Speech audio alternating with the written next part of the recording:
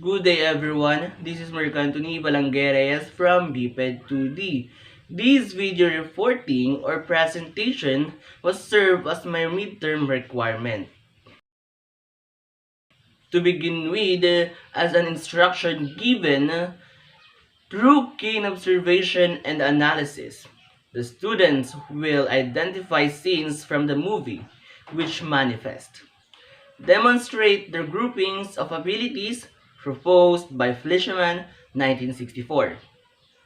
As you can see on the picture, this video presentation has something to do with the movie Apocalypto. We have two groupings of abilities as proposed by Fleischmann 1964. These are perceptual motor abilities and physical motor abilities. First, let us discuss the abilities under perceptual motor abilities. The following are the abilities under perceptual motor abilities: multi-limb coordination, control precision, response orientation, reaction time, rate control, manual dexterity, finger dexterity, arm-hand steadiness, wrist-finger speed, and aiming. Next, I will present to you the following pictures that shows the abilities under perceptual motor abilities. Multi-limb coordination, the ability to coordinate the movement of a number of limbs simultaneously. As you can see on the picture, the protagonist was on the top of the tree. And the skills or the ability that shows in the picture is the protagonist climbing the tree. Why? Syempre, in order for you to climb the tree, you must use your upper limbs and lower limbs. Your upper limbs to hold on a branch to lift your body, and your lower limbs to carry out the strength or force executing by the upper limbs. And that's what makes the climbing as an example of multi-limb coordination. Next, control precision requires highly controlled movement adjustments, particularly where larger muscle groups are involved. In this ability, this is the picture that I've choose. In this picture, the protagonist was sliding under the opponent or the antagonist in order to get the bolo. And in that ability or in that scene, you need a controlled movement in order for you to get the bolo on time. Because if you didn't control your movement, you might not get the bolo and lose in the fight. So that's what makes this an example of control precision. It requires highly controlled movement in getting the bolo on time. Next ability, we have response orientation. Involves quick choices among numerous alternative movements, more or less as in choice reaction time. In this scenario, the guy was given a chance to save and run for his lives, while the opponent was chasing him with the arrow or archer. In order for the guy to escape and save his lives, he should use or involve some quick choices of numerous alternative movements, more or less as in choice reaction time. Yan. And that what makes it as an response orientation. It is the involvement of a quick choice of steps in order to avoid the attacks of the opponent. Next, we have reaction time, important in tasks where there is a single stimulus and a single response, where speed of reaction is critical, as in simple reaction time. What makes reaction time involves in this type of scenery? As simple that when the hunter saw an animal, he will surely respond to it and run to catch the animal. Wherein speed of reaction is critical and it was needed in order to catch the wild animal. Wherein it also shows a single stimulus and a single response, because as an hunter saw an animal, he will have a single response in running through the animal in order to catch it. And that's what makes it as a example of reaction time. Next, we have rate control invokes the production of continuous anticipatory movement adjustment in response to changes in the speed of a continuously moving object or target. In this picture, the protagonist or this person is running and stop when he reaches the falls, wherein it shows the rate control. He immediately stops as he reaches the falls or the waterfalls. And that involves the anticipatory movement adjustment in response to changes, wherein the changes in the field or the track that he is running. And because he was chasing by the opponent that served as the moving object or target that is continuously aiming for him, he must do speed changes in his response, wherein he should jump out to the waterfall. Manual dexterity underlies tasks in which relatively large objects are manipulated with the hands and arms. For the scenery of the pictures, the person who is about to drink the water from the base.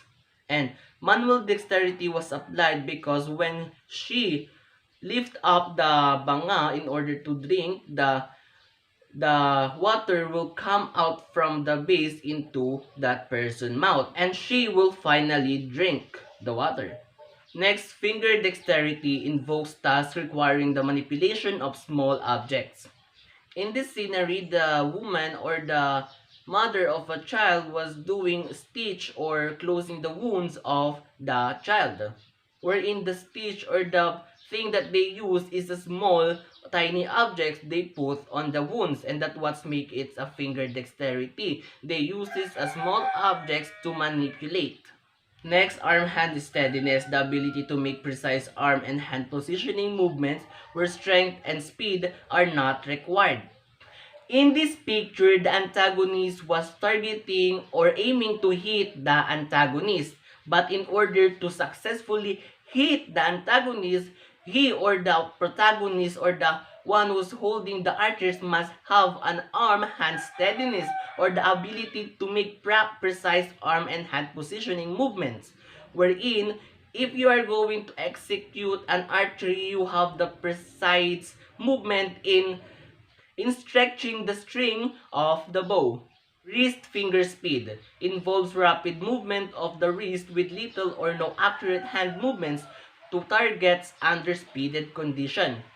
Under this ability, this picture shows that the protagonist was doing something on the frog. He is holding a stick while getting the poison on the frog, and in order to get the poison perfectly or correctly para hindi tumakbo o tumalon yung palaka, you should have a raised finger speed in getting the poison bago pa man tumalon yung palaka. Aiming, a highly restricted type of ability that requires production of accurate and hand movements to target under speeded condition. Yan. In aiming, this is the picture that I choose. Yan. As you can see, the person who is holding the sticks na may bala siya, which is the one that yung poison na kinuha sa palaka kanina. Yan. So that bala is ilalagay niya dun sa gamit niya to attack the opponent, and he need a precise and highly restricted type ability that requires production of accurate and hand movements in order to target the opponent. So that's it for the abilities under perceptual motor abilities. Next group of abilities, we have physical motor abilities. Under physical motor abilities, we have explosive strength, static strength, dynamic strength, crank strength, extend flexibility, dynamic flexibility, gross body equilibrium, balance with visual views, speed of limb movements, gross body coordination, and lastly, stamina.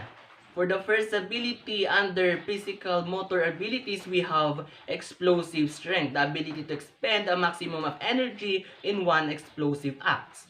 So this is the picture that I choose under this ability. As you can see, the child or the kid was being lifted by a person. And why explosive strength is involved in this scene or in this picture? So as the child was lifted above, the one who lifted the child give or spend a maximum of energy at once. Next is static strength. Involves the exertion of force against a relatively heavy weight or some fairly immovable object. The scenery in this picture, the person is pulling the string of the bow in order to release the arrow. And that's what makes it a static strength. It involves the exertion of force against a relatively heavy weight or some fairly immovable object. And that's what makes it static strength, because the person's hands use a exertion of force against the string wherein to attack the opponent. Next, dynamic strength, the ability to repeatedly or continuously move or support the weight of the body. Under disability, this is the picture that I've chose. As you can see in the picture, the guy who's holding the weapon dynamically or repeatedly hitting the person or the opponent para matalo siya. And what makes it a dynamic strength? So, as the person who's holding the weapon repeatedly or continuously batting the opponent in order para matalo siya. And doon napapasok yung dynamic strength, yung paulit-ulit niyang paghampas sa kalaban niya using the force or the same ability of force he used from the first place. Next, trunk strength. Dynamic strength that is particular to the trunk and abdominal muscle. For the picture or screenshot I've choose in this ability, as you can see, the person is in the water. So, in the water meaning he will going to swim. And in order to swim, you are about to develop or use your trunk strength wherein it involves this trunk strength ability, because you are using the dynamic strength that is particularly or specifically using your trunk. Next, we have extend flexibility, the ability to extend or stretch as far as possible in various directions.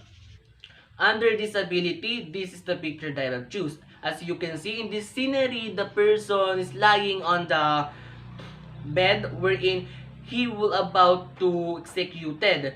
As you can see on the position of the person, he is extremely bend his body wherein it includes the extend flexibility, the ability to extend or stretch as far as possible. For the next ability, we have dynamic flexibility, involve repeated rapid movements requiring muscles flexibility. Under this ability, so this is the picture that I've choose. As you can see in the picture, the lady was climbing the rope in order to get over or escape the place where they are in or from the balloon. So, in order to climb or to escape from the balloon, the lady should use his limbs or flex his limbs on the top of the rope to climb and exert force. So, it is called dynamic flexibility because you cannot escape the balloon if you just did it once. You should did it more than once in order to escape the balloon. Next, we have gross body equilibrium, the ability to maintain total body balance in the absence of vision. So, as you can see on the picture, the guy has something on his head. And what makes it a gross body equilibrium, or how gross body equilibrium is involved in this scenery. So, the person who has something on his head should balance himself in order para hindi mahulog yun sa taas niya. And that's what makes it a gross body equilibrium. He maintains his total body balance without anything falling or without the thing in his head falling. Another reason why it is considered as a balance with visual cues because the thing in his head cannot be seen by his eye. Meaning, there is an absence of visual in there. Next, we have balance with visual cues. The ability to maintain total body balance with visual cues are available. So, as you can see on the picture, the lady sitting on the platform wherein bunch of people was carrying. So, this what makes balance with visual cues this scenery. So, as you can see, the lady has a visual views or he has the availability. There is an availability or visual views wherein he could see and make herself balance in that kind of thing. Next, we have speed of limb movement. Underlies task in which the arms and legs must be moved quickly, but without a reaction time stimulus. For this ability, this is the picture that I've choose. As you can see, the person or that man was running. Yan. And that's what makes it as a good example of speed of limb movement because his lower limbs was extremely movement quickly without a reaction time stimulus. Next ability, we have gross body coordination, the ability to perform a number of complex movements simultaneously. Under this ability, this is the picture that I've choose. As you can see, these people as considered as the worker or mga trabahador, wherein in order to work, they're using or they're performing a number of complex movements simultaneously or iba-ibang movements para matapos yung kanilang trabaho. For the last ability, under physical motor abilities, we have stamina, the ability to exert the entire body for a prolonged period of time. For the picture under these abilities, so this is the picture that I've choose. As you can see, there are group of people who is about to cross the river. And in order to cross the river, they have to exert their entire body for a prolonged period of time in order to cross the river. And para magawa nila yon, kailangan nilang gamitin yung buong katawan nila para ikontrahin yung malakas na agos ng tubig. That's all for this video presentation that serve as my midterm requirements for this semester.